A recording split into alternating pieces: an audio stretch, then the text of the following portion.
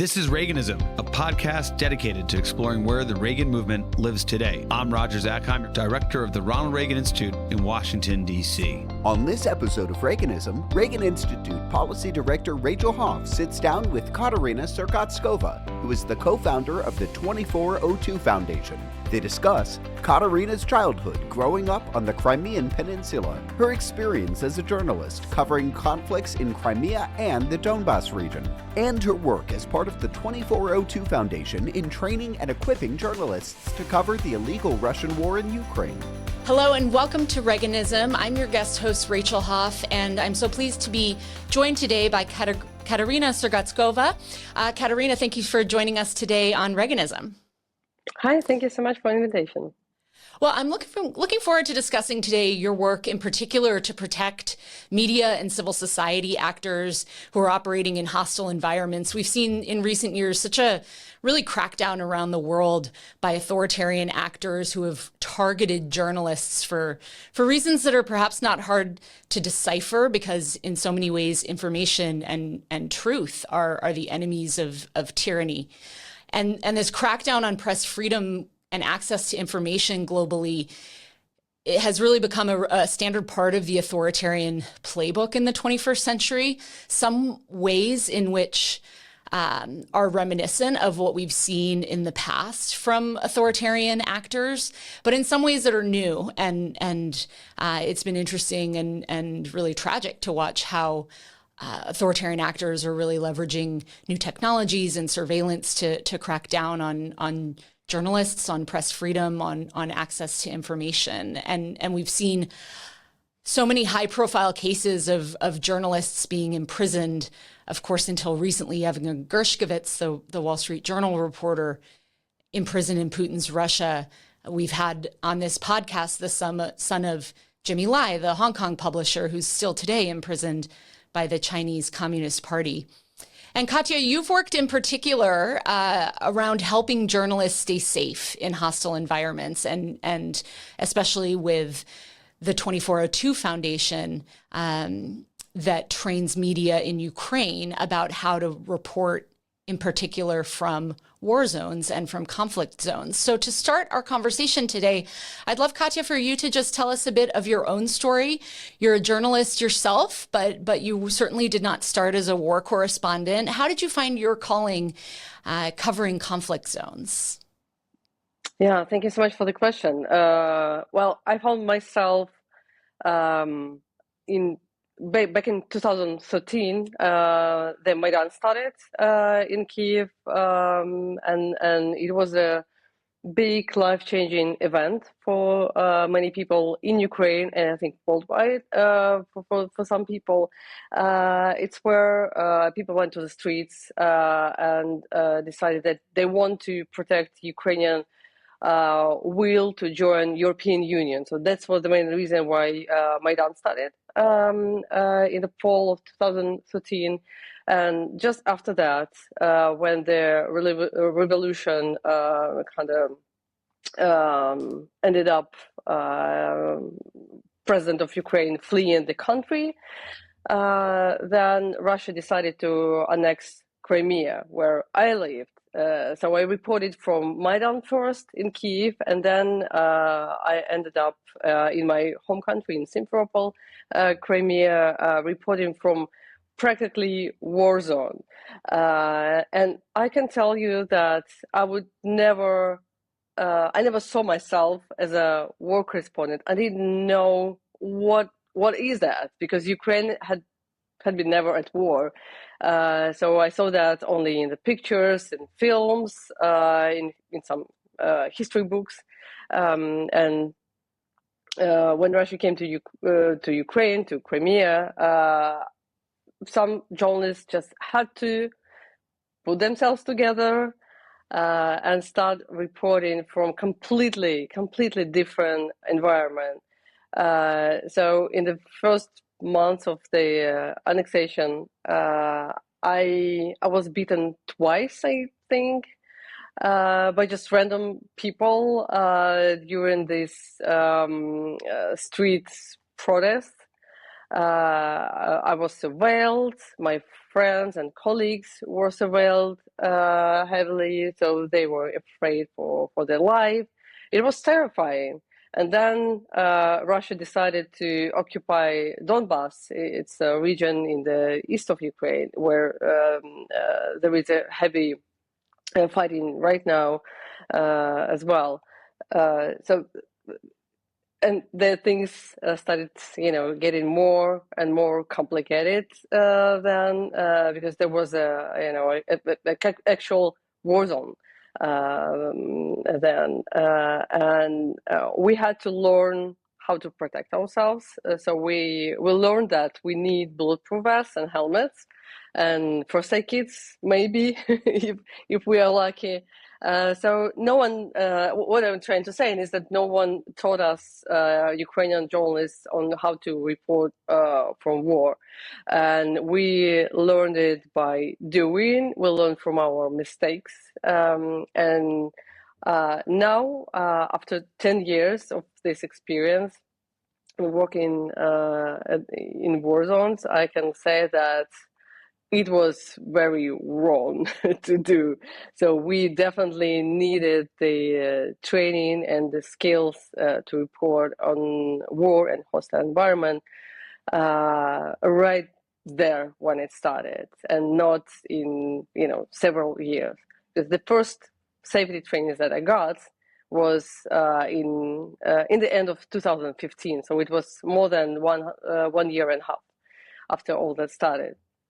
And it was already several cases of journalists who were killed or captured or tortured, and that could happen to anyone practically. So that's how it started. So we didn't want that path, but someone had to do that. So I had skills and knowledge on how to report on human rights violations and different things that were not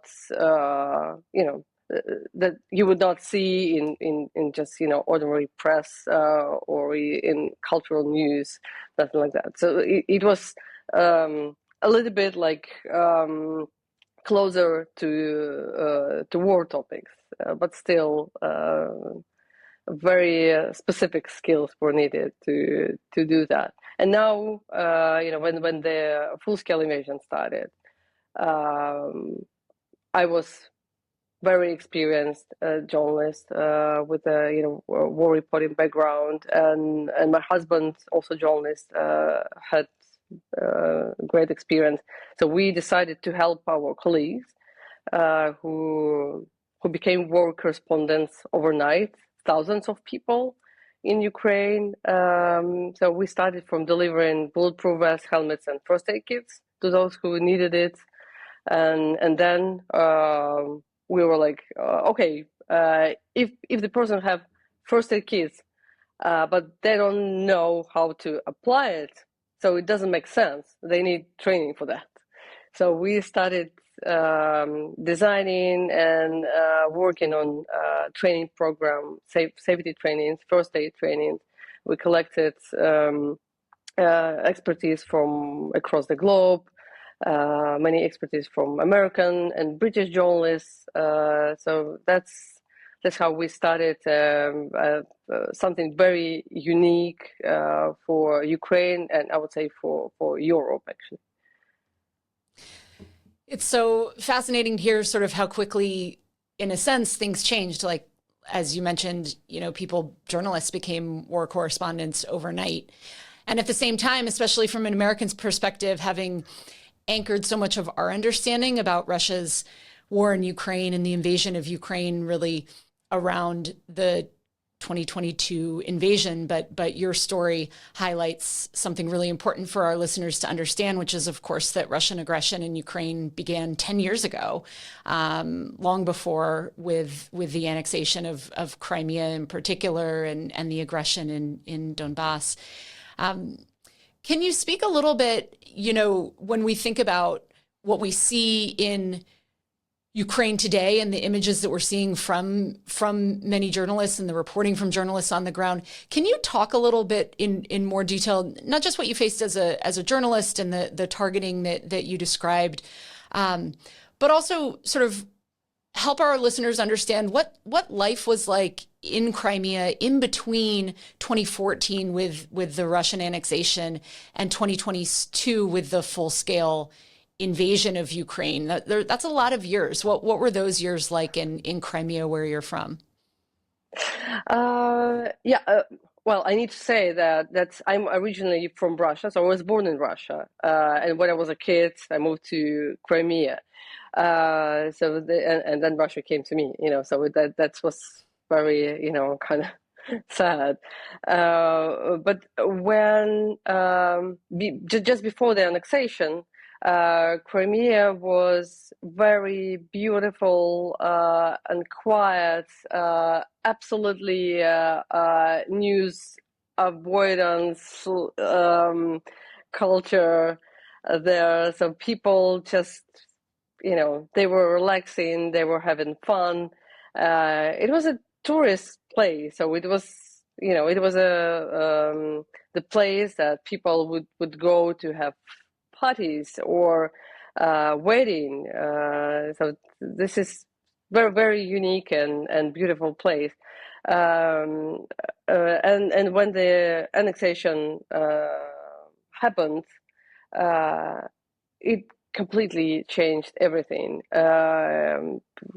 Crimea became a pretty dark place, I would say, for people who have this open mind or who value freedom of speech and different freedoms. It became very hard to express yourself being there, and you could physically feel it, that you cannot talk loudly.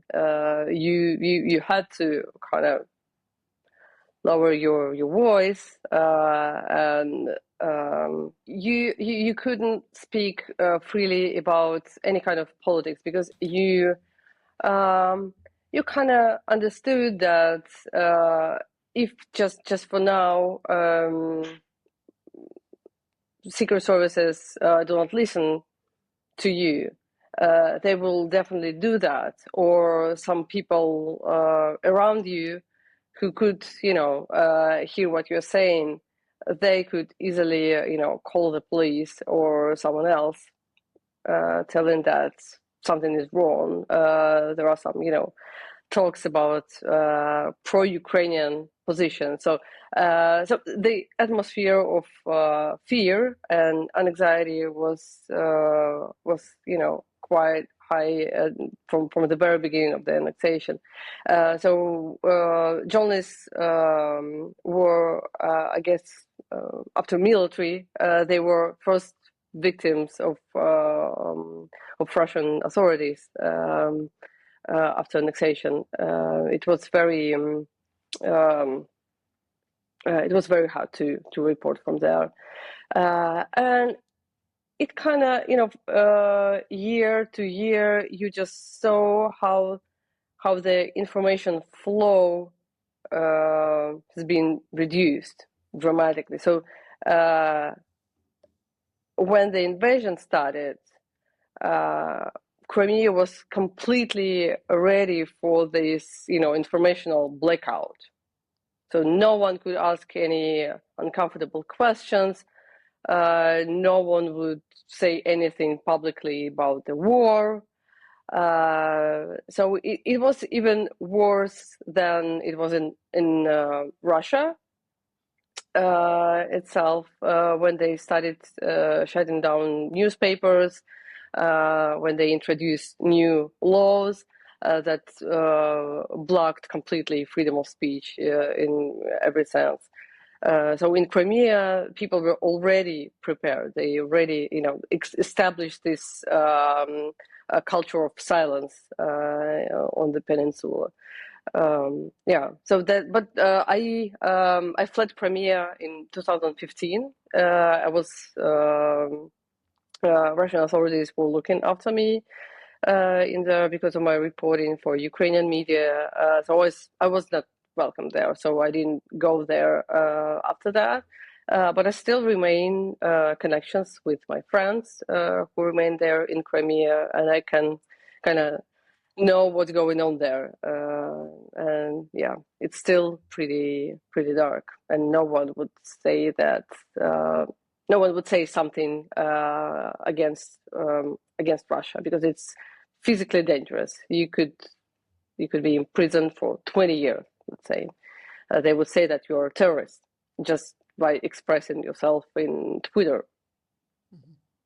Well, we all rely on those who are there, those journalists in particular who are there, whether it's in Crimea after 2014 or more broadly in Ukraine after the full-scale invasion in the last 2.5 years.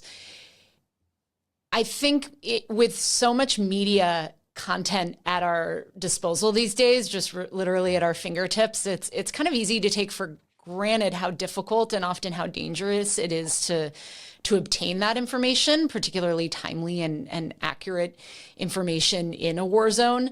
Every image that we see, every video, every report that we see from Ukraine these days, we should always be mindful and remember that it's thanks to a journalist putting themselves at risk to document and to report that story.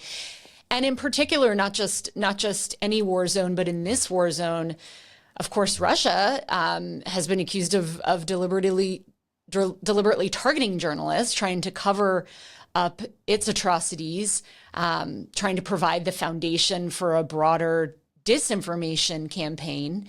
And then so even kind of furthering that cycle of danger and risk for journalists in war zones. So you've described a bit already from your own experience, your husband's, your friends who remained in Crimea after the annexation.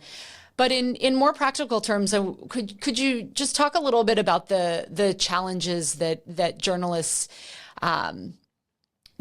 faced in particular after the full-scale invasion and that they continue to face today in Ukraine? Yeah, of course. I often hear questions about but how you can report on war when you're in your own country. You're a citizen of your own country. You're biased, or things like that. And I think it is important to understand that in this full-scale war, journalists not only doing their job, they also experience everything that other people experience during the full-scale war. It's from blackouts that can last 24 hours, for example. Sometimes you just don't have any electricity for 24 hours. Sometimes it's rocket attacks, missiles, drones. You never know what's new. Russia will be firing at you. So you need to take shelter and you need to stay there. Sometimes it's very crowded places, like metro stations. And also you experience deaths and injuries of your family members, of your friends, your colleagues, and you live with these experiences and you have to report on them at the same time. So this is quite hard for people to take, and still there is, Ukraine is not a rich country, right? So people need to earn money somehow, so they working hard and they're working hard with this very high level of stress all the time, and they have tragedies happening very close to them, and they don't even have time to reflect on them because they need to, to do their stories, to make these stories available for the audiences in Ukraine or across the globe or whenever they are needed, and this is hard because I hadn't realized this effect until I started working on a foundation, until I started working on foundation, like fully committed to that. In just an example, when the invasion started, in the very first day, I was editor-in-chief at Zaborona Media. It's a local newspaper in Ukraine, and I had this gathering of editors and journalists, producers. There were 45 people I supervised at the moment. And I was like, okay, guys, so now we have new life studying right now. What do you think? And so many people were like, well, journalism doesn't matter anymore. We need to go and protect our country with weapons, with, volunteering everywhere. And that was ridiculous to me. So it sounded a little bit crazy. And just in several days after that, I actually understood that people, that this invasion, this war is so overwhelming for people that they cannot even they can't get it. They cannot understand like how their life has changed, how impactful this is, how big it is. So your first response, just physically do something, right? Physically try to save life, do something that you can feel. And journalism is not something that you can feel physically. So so now I think that this is something that can be also very stressful because it's a big responsibility. Being a journalist during a full-scale war, you have a huge social impact, and you still cannot feel it fully. So one of the main challenges was to remind ourselves that our job is important and that we need to continue that, because otherwise no one would know what's going on and our audience will be lost in this because they were even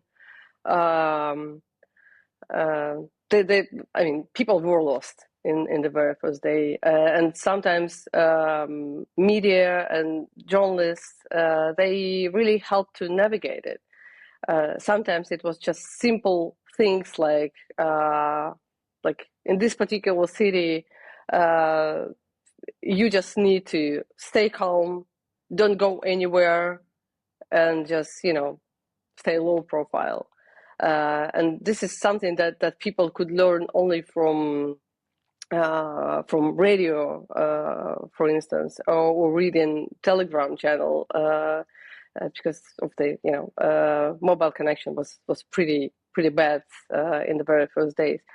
So yeah, a lot of challenges. I could speak about that hours and hours, but overall, I think the main thing to understand is that it is so big you cannot imagine it.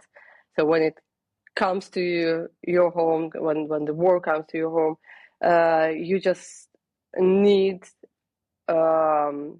the values, the basic values, they would protect you from going crazy. They would protect you from wrongdoings in many sense. So yeah, when you have values and you trained yourself to stick to your values, then you would be fine. Not only journalists, like just all of the people. It's I think it's some advice that I would love to get before the invasion started. But we learn from our mistakes. We learn from our experiences. You've when you speak to the values piece, you've written more broadly about how what's happening in Ukraine and sort of the challenges of living in an active war zone kind of present broader challenges as well, not just to journalists, not just to reporting, not just to day-to-day life, but also to kind of the foundations of democratic values in a free country. Very practical things like it's hard to hold an election in a war zone. So can you speak to kind of the challenges that Ukraine as a democracy is facing as well, in addition to those that you spoke to just now, more specifically with regard to journalists? Like, what are the challenges facing Ukraine's institutions and those values of freedom and democracy? Well, so many of them, but I think I would say from human resources. I think it's the most important part, because people fled the country. So physically, millions of people left the country, and they are people who worked, in the government, in the ministries. Some, managers, some clerks, some people who were kind of basic supporters of the systems, those who you rely on when you do something in the democratic country. So this was one of the main challenges, and it still remain kind of challenging, because human resources is what we all need to protect first of all.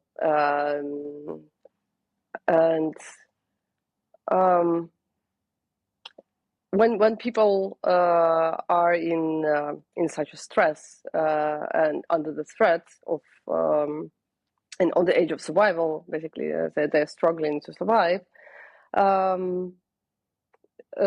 they kind of rely on the muscle memory, So when we do our safety training, we always do first aid training, how to survive and help others to survive if something happens. And our trainers always say, like, when there is extreme situation, you will not be able to think. You will always rely on your muscle memory. They will help you to survive. Your arms that will be able to put tourniquets on you if you have critical bleeding.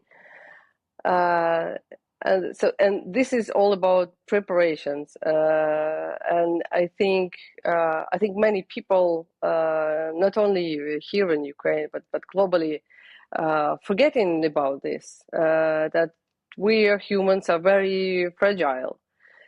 So we need to know how to survive physically, psychologically, and if we can do that, if we have enough of these skills, then we can kind of go further, on the next level, and to prepare ourselves emotionally, how to be more resilient, how to fight different things when it comes to threat to democracy, for example, the threat to institutions. And this is quite interesting because in Ukraine I think we had all kind of challenges that you would ever imagine that could happen, and I saw in the very first year of the invasion, I saw that many people in civil society, in media, they were protective of the government and of the politics. There was some kind of agreement, social agreement, that we don't want to criticize military command. We don't want to criticize politicians, government, because we have full-scale invasion. So we don't want to look into corruption very deeply because it was pretty hard time. So so we thought that okay, we can do that later. And then when we started seeing that we kind of have troubles with this, troubles with that, then this exact civil society and journalists, they woke up and they were like, okay, now it is time to act differently. Now it's time to investigate corruption, military actions, whatever, like everything that can go wrong. We need to fix it. And for me, it was very, very important sign that civil society and journalism in Ukraine is resilient. It didn't change its core values, So when we saw that there are signs that we have problems, then we need to take action, and that was important. And now you could see dozens of investigations every month from different news outlets in Ukraine, and international press can work on very, very tough investigations in Ukraine, and I think it's amazing. I didn't see it anywhere in our region in Eastern Europe. You would never see such resilience in Russia or Belarus or even in Georgia, unfortunately. Now they're having very hard times. So this is very, very Ukrainian thing, I would say. Right. So I think this resilience and this reminder that values are important for survival is something that we learned very well, and I would say this is something that I would love to share with others, saying that this is what we can yeah. This is something that can help to survive for democracy. Worldwide. I like the way you put it, the kind of the muscle memory of democracy and institutions and good governance really, really coming into play, and maybe, with an understandable moment after the initial full-scale invasion, sort of understanding the ways in which those things are even more important to the democratic resilience of Ukrainian society. Well, that much of the debate that we've been having here in the U.S. about Ukraine and about support for the Ukraine, a lot of the anchored around, in particular, U.S. military support and sending U.S. weapons to Ukraine. There's kind of a narrative around a growing weariness or kind of fatigue in a different way for sending military support to Ukraine. We do public opinion polling here at the Reagan Institutes through our Reagan Institute survey work, and our public opinion polling shows that it's not true that there's a growing reluctance to send aid or growing opposition to aid. A majority of the American people support sending U.S. military aid to Ukraine. There is a not insignificant minority of Americans who oppose sending aid to Ukraine, but that has not grown over time in the 2.5 years since the invasion. I wonder, though, how you would speak to that minority here in the U.S. and we've seen in other countries in the free world that have come to support Ukraine, but have done so with much kind of domestic debate and conversation. What do you think that people need to hear outside of Ukraine in terms of the support that Ukraine needs in this war? I think the results and success can tell you a lot about why we need the support.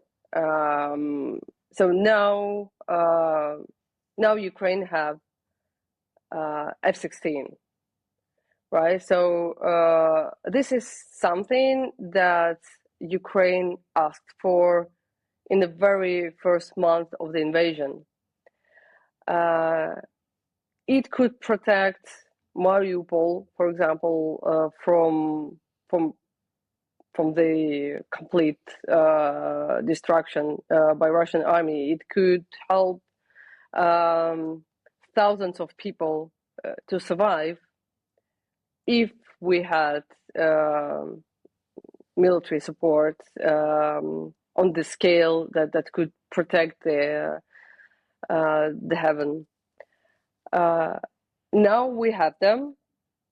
It's been 2.5 years. So time is very important when it comes to military aid, because you cannot fight without weapon, right? So you cannot do that. You cannot resist the attackers without, with nothing. You cannot, use sticks and stones for that.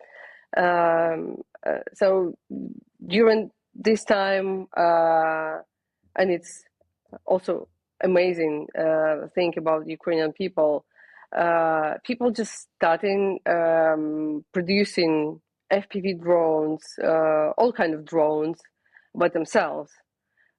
People literally were making small drones in their apartments.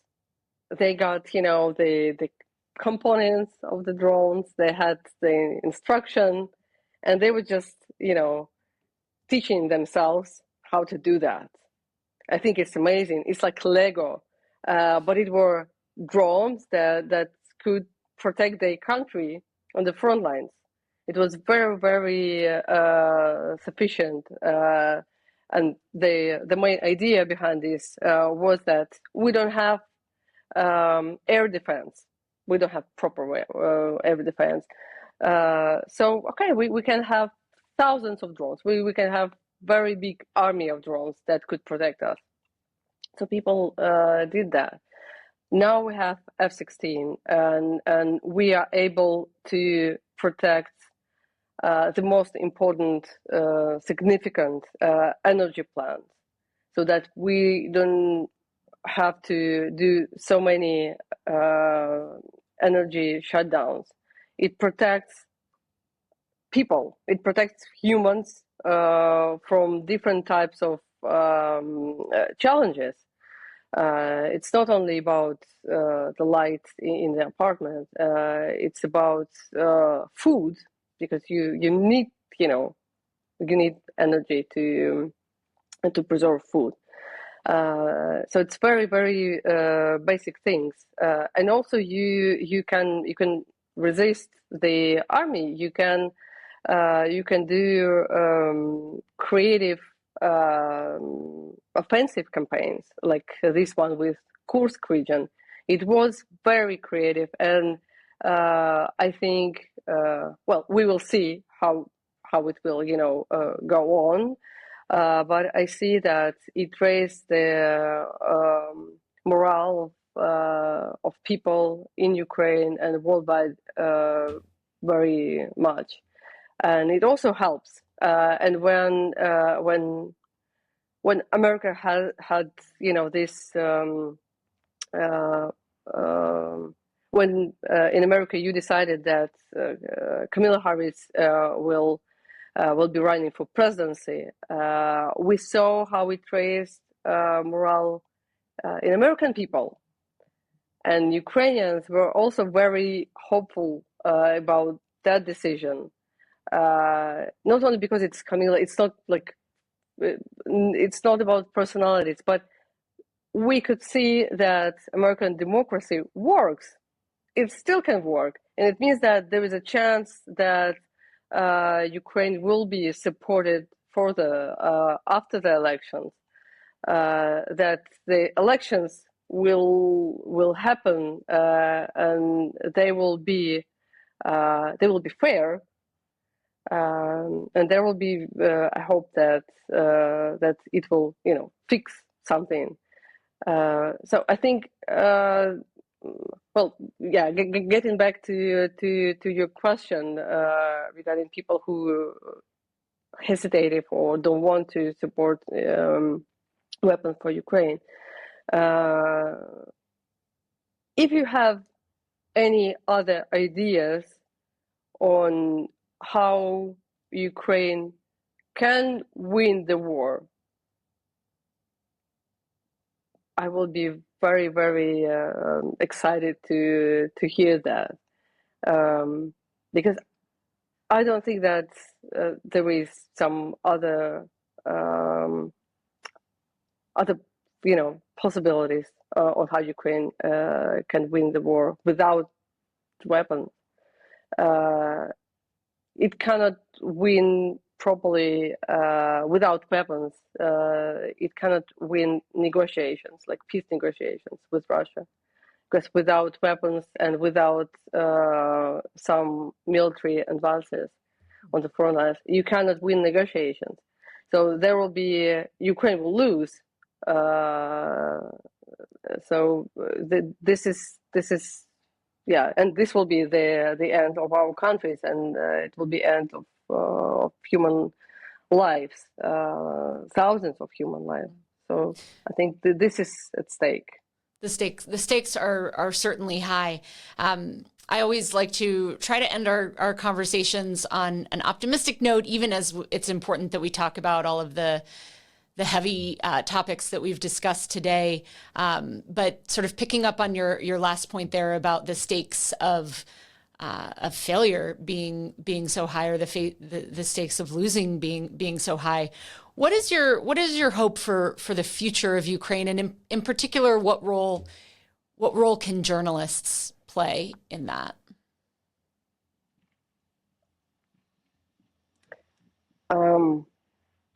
I believe that when you're aware of the problems or risks, when you're aware of risks, you are perfectly equipped. So you can prepare yourself. You can do everything to win it, right? So you can prepare for the worst and for the best. So and we rely on information when we make decisions, when we calculate our risks. We need proper information. We need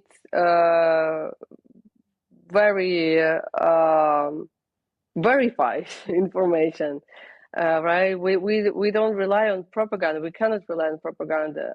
If we will be relying on some false information, disinformation, or whatever you call it, but not verified, not the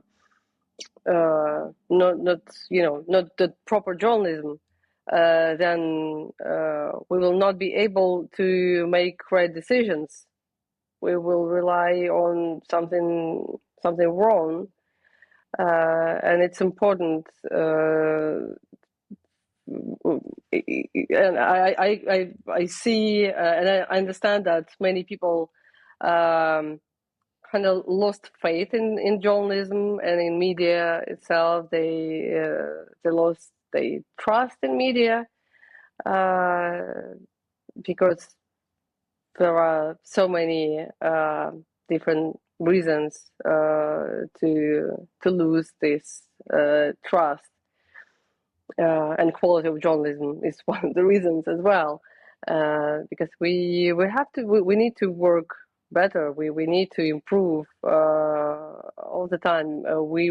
We cannot take for granted that people will figure it out. We cannot figure it out with when we have such huge challenges, and when we have so many disinformation around us. So I'm very hopeful that journalism will learn from the best, will learn from the mistakes that were already made, and that it will improve and will be able to help humanity to survive in different ways. I think this is something that kind of unite all of us, that we all feel a little bit insecure in our world. But I'm quite hopeful that we still can learn from our mistakes. We can, learn our lessons. Mm-hmm. Well, Katya, as we close our conversation today, we always ask our guests on Reaganism to share with our listeners a favorite speech or quote or book about President Reagan. Do you have anything to share with our audience today? Well, I need to be honest. So I had to Google things, but still, I found it interesting that Reagan used the phrase that came from I think from Soviet Russia, which is trust but verify. So in Russia, it's доверяй, но проверяй. And it's I think it's something that also can give you a good advice in the life. That we always have to we need trust people, but we still need to verify it. And speaks to the important work that media and civil society are doing around the world. Thank you for the work that the 2402 Foundation is doing to support that work. And thank you, Katerina Sergatskova, for joining us today on Reaganism. Thank you so much. We hope you enjoyed this episode of Reaganism. New episodes premiere weekly every Monday on YouTube and all podcast streaming platforms. If you like this episode, be sure to let us know and share with a friend.